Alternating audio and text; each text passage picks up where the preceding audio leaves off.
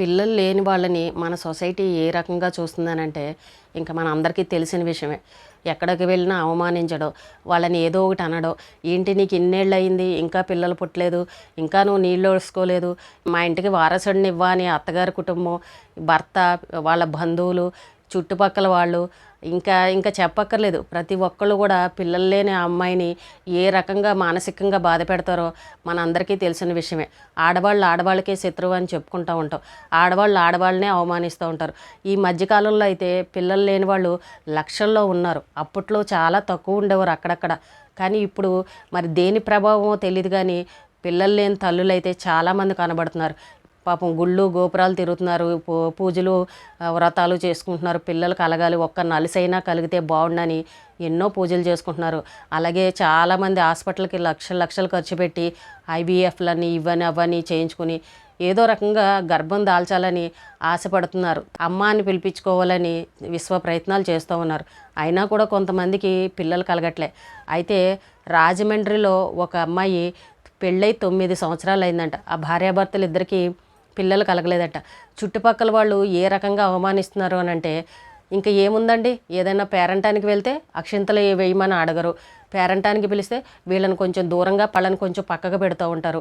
దేనికైనా అందరినీ పిలుస్తారు, అక్కడ ఉన్న వాళ్ళకి కనీసం తాంబూలం కూడా ఇవ్వరు, వాళ్ళ చేత అక్షింతలు వేయించుకోరు. అంటే ఏదో ఇంకా పిల్లలు లేరు, ఇది దేనికి పనికిరాదా అనే విధంగా అవమానకరంగా చూస్తూ ఉంటారు. ఆ బాధ ఎంత బాధగా ఉంటుందండి, ఆడవాళ్ళకి ఎంత నరకంగా ఉంటుంది చెప్పండి. అయినా సరే ఆడవాళ్ళనే అవమానిస్తారు. అయ్యో ఇలాంటి పరిస్థితి మనకొస్తే మనల్ని ఎవరైనా ఈ విధంగా అంటే మనం ఎంత బాధపడతామన్న ఆలోచన ఈ ఆడవాళ్ళలో ఉండదు. అయితే రాజమండ్రిలో ఈ ఒక అమ్మాయికి 9 సంవత్సరాలు అయింది పెళ్ళయ్యి, భార్యాభర్తలకి పిల్లలు కలగట్లే.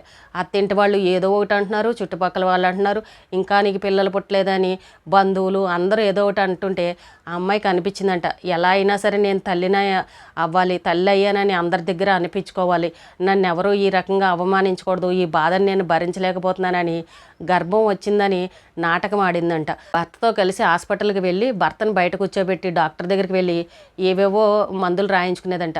గర్భం రావట్లేదు, నాకు నెలలు సరిగ్గా రావట్లేదు, మందులు రాయండి అని చెప్పేసి వేరే కారణాలు చెప్పి డాక్టర్ దగ్గర మందులు రాయించుకుని వచ్చేదంట. ఇంటి దగ్గరేమో నాకేమో గర్భం దాల్చింది, ఇదిగో నేను హాస్పిటల్కి వెళ్ళి చూపించుకున్నాను, డాక్టర్ మందులు రాసిందని అని చెప్పేసి ఇలా ప్రతి నెల భార్యాభర్తలు ఇద్దరు హాస్పిటల్కి వెళ్ళడం, భర్తను బయట కూర్చోబెట్టి డాక్టర్ దగ్గర చూపించుకుని రావడం, నేను టెస్టులు చేయించుకున్నానని చెప్పడం, ఇలాంటివన్నీ చుట్టుపక్కల వాళ్ళకి బంధువులకి అందరికీ చెప్పిందంట. నాకు ప్రెగ్నెంట్ వచ్చిందని చాలా సంతోషంగా గడిపిందంట. కానీ ఇలా నెలలు పెరిగే కొద్దీ తర్వాత ఏం చేయాలి, అసలు నాకు డెలివరీ అయితే అప్పుడు పిల్లలు లేరే అని అడిగితే ఇది దొంగ కడుపు, నువ్వు నాటకం ఆడేవనంటే ఏం చెప్పాలనేది ఆ అమ్మాయికి అర్థం కాలేదు. సరే అప్పుడు ఆలోచిద్దాం, ఏదో ఒకటి చేద్దాం, ముందైతే అందరి దృష్టిలోనూ నేను ఒక తల్లిని అయ్యానని అనిపించుకోవాలి, నన్ను ఎవరూ అవమానించకూడదన్న ఆలోచనతోటి 9 నెలల పాటు ఆ అమ్మాయి వచ్చిన గర్భాన్ని బయటికి కనిపించకుండా మేనేజ్ చేసిందంట. నిజంగా ఆ తల్లి నిజంగా గొప్ప విషయం అని చెప్పుకోవాలండి. ఎంతమందినైనా నమ్మించవచ్చు కానీ భర్తను నమ్మించగలరా చెప్పండి. అయినా కూడా భర్తకు కూడా తెలియకుండా ఇంట్లో కడుపు వచ్చినట్టు మేనేజ్ చేసిందంట. అటు అత్తగారు ఇటు భర్త కూడా అసలు ఆ అమ్మాయిని కనిపెట్టలేకపోయారంటే ఇది దొంగ కడుపు, ఈ అమ్మాయి నాటకం ఆడుతుందని ఎక్కడ కూడా దొరకకుండా 9 నెలల పాటు మేనేజ్ చేసుకొచ్చిందంట. అంటే ఆ అమ్మాయికి మనసులో ఎంత ఆశ ఉందండి, తల్లి అవ్వాలని కోరిక ఎంత ఉందో చెప్పండి. అంటే బయట సొసైటీ పెట్టే అవమానాలు భరించలేక ఎలా అయినా సరే వాళ్ళ దృష్టిలో నేను తల్లిని అనిపించుకోవాలని ఈ రకంగా చేసింది. అందరూ నిజమే అనుకున్నారు, అమ్మ ఈ అమ్మాయికి కడుపు వచ్చింది, తల్లి అయిందని అందరూ సంతోషంగా చక్కగా ఉన్నారు. ఇంకా 9 నెలలు నిండిన తర్వాత అత్తగారు భర్త కలిసి ఆ అమ్మాయిని హాస్పిటల్లో అడ్మిట్ చేశారు. ఇంకా డెలివరీ అవుతుంది, 9 నెలలు వచ్చాయని. ఇంకా అప్పుడు అసలు టెన్షన్ ఆ అమ్మాయికి అప్పుడు పట్టుకుంది. అమ్మ ఇప్పుడు హాస్పిటల్లో జాయిన్ చేశారు, పిల్లలు లేరే, ఈ కడుపు ఏది అని అంటే డాక్టర్ చెప్తుంది కదా, ఏం చెప్పాలి ఇప్పుడు, డెలివరీ అయితే పిల్లలు లేరని అడుగుతారు, ఏం చెప్పాలని అర్థం కాక ఆలోచించి ఇంకా వీళ్ళు ఇద్దరు కలిసి ఎప్పుడైతే అమ్మాయిని హాస్పిటల్లో జాయిన్ చేశారో అక్కడి నుండి తప్పించుకుని పారిపోయి కాకినాడ వెళ్ళిపోయిందంట. కాకినాడ వెళ్ళిపోయేసరికి భర్త అత్తగారు కలిసి పోలీస్ కంప్లైంట్ ఇచ్చారంట.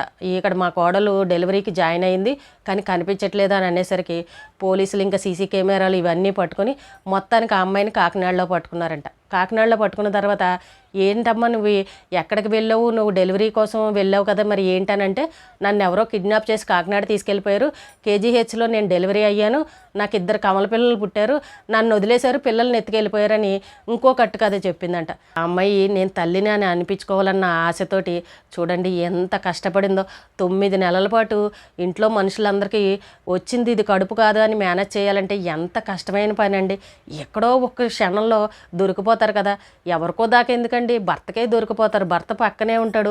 కడుపు ఇది నిజమైన కడుపు అబద్ధమైన కడుపు అని భర్త కనిపెట్టలేడా అండి. అయినా కూడా ఆ అమ్మాయి అంత కవర్ చేసుకొచ్చిందని అంటే ఆ తల్లి అవ్వాలని ఎంత ఆశపడిందో చూసారా అండి. ఆఖరికి ఆ అమ్మాయి ఈ రకంగా చెప్పిందంట, నా పిల్లల్ని ఎవరో ఎత్తుకెళ్ళిపోయారనంటే ఆ అమ్మాయిని నిదానంగా కూర్చోబెట్టి అసలు నిజమేంటమ్మా, ఎందుకు ఈ రకంగా అబద్ధమాడావని పోలీసులు కూర్చోబెట్టి మాట్లాడితే అప్పుడు చెప్పిందంట, నాకు పెళ్ళై 9 సంవత్సరాలు అయింది, పిల్లలు లేరని నన్ను ప్రతి ఒక్కళ్ళు అవమానిస్తున్నారు, నేను ఏ పేరంటానికి వెళ్ళినా పెళ్ళిళ్ళకి వెళ్ళినా కూడా నన్ను తీసి పక్కన పెడుతున్నారు, మేము దేనికి పనికిరానట్టుగా చూడడం, ఏదో ఒక గుడ్రల్లాగా మాట్లాడడం, ఇలాంటివన్నీ చేస్తుంటే నేను ఆ అవమానం భరించలేకపోయాను. నాకు కనీసం నా పిల్లలు లేకపోయినా నేను ఒక తల్లిని అయ్యానని సొసైటీ అందరికీ తెలియాలి, నా బంధువులకి మా అత్తగారికి అందరికీ తెలియాలి, పిల్లలు లేకపోయినా కూడా నేను తల్లి అయ్యానని అందరి దృష్టిలో పడతాను అని ఆలోచనతోటి ఈ నాటకం ఆడాను, నన్ను క్షమించండి, నేను ఎంత నరకం అనిపించానో, నన్ను జనాలందరూ ఏ రకంగా బాధ పెట్టారో, ఆ అమ్మాయి పడ్డ అవమానాలు, నలుగురు ఆ అమ్మాయిని ఏ మాటలైతే అన్నారో, ఆ అమ్మాయి ఎంత బాధపడిందో ఈ విషయాలన్నీ పోలీసులకు చెప్పేసరికి పాపం పోలీసులు కూడా కళ్ళనీళ్ళు పెట్టుకుని బాధపడ్డారంట. చూసారా అండి ఆ అమ్మాయి తల్లి అవ్వడం కోసం ఎంత కష్టపడిందో. ఇందులో ఎవరిని మోసం చేయలేదు, ఆ అమ్మాయి ఎవరిని బాధ పెట్టలేదు, కాకపోతే నేను తల్లి అవ్వాలన్న కోరికతోటి ఈ నాటకం ఆడింది. ఇక పోలీసులు కూడా బాధపడి ఇంకా అమ్మాయిని వదిలేశారు అనుకోండి. కానీ చూడండి మన సొసైటీ ఉంది చూసారా, పిల్లలు లేని వాళ్ళని అని అంటే ఎంత లోకుగా చూస్తారంటే అంత దారుణంగా చూస్తారు. ఏదైనా ఫంక్షన్కి వెళ్ళారు అనుకోండి, వీళ్ళు ఇచ్చే గిఫ్ట్లు, వీళ్ళు ఇచ్చే డబ్బులు, వీళ్ళు పెట్టే బట్టలు ఇలాంటివన్నీ తీసుకుంటారు, వాటిల్లో చెడ్డేముండదు, అవి మాత్రం చక్కగా తీసుకుంటారు. కానీ వీళ్ళు కనీసం అక్షింతలు వేయడానికి కూడా వీళ్ళ మనసు ఒప్పుకోదు, వీళ్ళ చేత వేయించరు అక్షింతలు కూడా. ఏదో వీళ్ళ జాతకం అంతా వాళ్ళకే వచ్చేస్తుంది అన్నట్టు, వీళ్ళకి జరిగినట్టే వాళ్ళకి జరుగుతుంది అన్నట్టు ఈ రకంగా చూస్తారు. పెళ్ళిళ్ళు ముఖ్యంగా పెళ్ళిళ్ళు ఫంక్షన్ల విషయంలో ఆడవాళ్ళని ఇలాంటి చోటే అవమానిస్తారు. అంత మనసు ఎంత బాధగా ఉంటుందండి. అందరూ అక్షింతలు వేసి వీళ్ళ చేత వేయించలేదు అని అంటే అది ఎంత బాధ. ఎప్పుడైనా సరే అది పిల్లలు అనేది భగవంతుడు ఇవ్వాల్సిందే వరం, అది ఇంకా దానికి వాళ్ళకి లేరు అని మనం వాళ్ళని అవమానించకూడదు. రేపొద్దున అదే పరిస్థితి మనకొస్తే వాళ్ళు మనలాంటి మనుషులే కదా, తప్పు కదా. ఇప్పుడు మనం వాళ్ళని అవమానిస్తున్నాం, రేపు మన పిల్లలకు కూడా ఇదే కలగలేదు అనుకోండి, రేపు బయట జనాలు కూడా మన పిల్లలను కూడా ఇదే రకంగా అవమానిస్తారు కదా, అప్పుడు ఆ బాధ ఎంత ఉంటుంది చెప్పండి. మనకున్నారు కాబట్టి పక్కోడిని ఏమన్నా పర్వాలేదు, పక్కోళ్ళని అవమానించినా పర్వాలేదు, మనమే గొప్ప, మనకు 4 పిల్లలు ఉన్నారని ఇలాంటి ఫోజులు ఎవరూ కొట్టకూడదు. పక్కనున్న వాళ్ళని ఎప్పుడూ అవమానించకూడదు. వాళ్ళని కూడా మనుషుల్లాగా చూడండి. ఆడవాళ్ళనే ఇలా ఈ రకంగా అవమానిస్తే వాళ్ళు ఏమైపోతారు చెప్పండి. రేపు అదే పరిస్థితి మన ఇంట్లో జరిగితే మనం ఎంత బాధపడతాం. ఎందుకంటే ఈ మధ్యకాలంలో చాలామంది ఉన్నారు పిల్లలు లేని వాళ్ళు, ఏదో రకంగా లక్షలు ఖర్చు పెట్టి హాస్పిటల్ చుట్టూ తిరిగి పిల్లలు ఒక్క నలిసైనా పుడితే బాగుండని డబ్బు ఖర్చు పెట్టుకుని చేయించుకుంటున్నారు.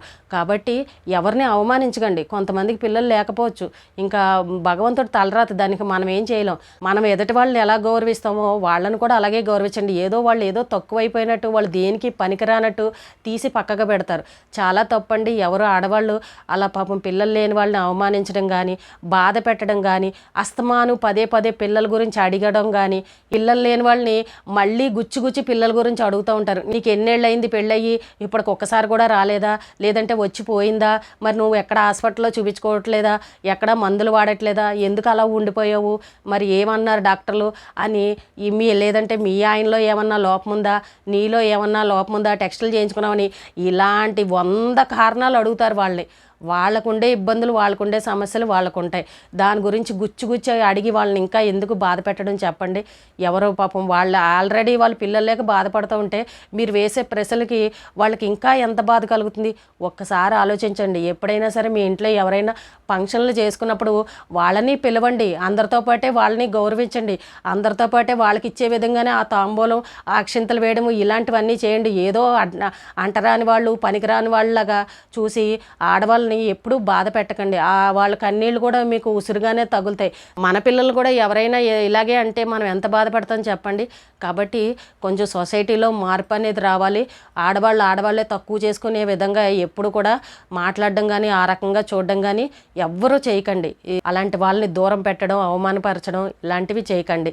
ఈ రోజుకి ఇదేనండి. రేపు మళ్ళీ ఒక మంచి విషయంతో మళ్ళీ కలుద్దాం.